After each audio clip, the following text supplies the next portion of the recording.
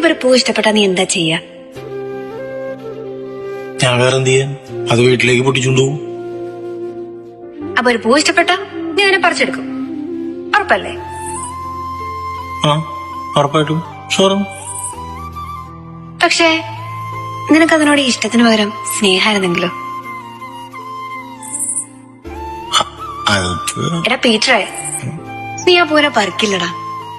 പകരം നീ അതിനെ പരിപാലിക്കും. ഈ പരിപാലിക്കുന്നൊക്കെ പറഞ്ഞാ നീ അതിന് വെള്ളവും വളമൊക്കെ കൊടുത്ത് നീ എന്നെ പൊന്നു പോലെ നോക്കും. പീറ്ററെ, നീ ഒന്ന് ആലോചിച്ച് നോക്കിയേ. നീ ഒരുപാട് ഇഷ്ടം കൊണ്ട് പറിച്ചെടുത്ത ആ പൂവില്ലേ, അത് എത്ര കാലം നിന്റെ കൂടെ കാണും? ചിലപ്പോ ആദ്യമൊക്കെ നീ അതിന് ഭംഗി പോവാതെയൊക്കെ നോക്കും. പക്ഷെ കുറച്ചു കഴിഞ്ഞാ നീ എത്ര ശ്രമിച്ചാലും അതങ്ങ് ഉണങ്ങിപ്പോവും.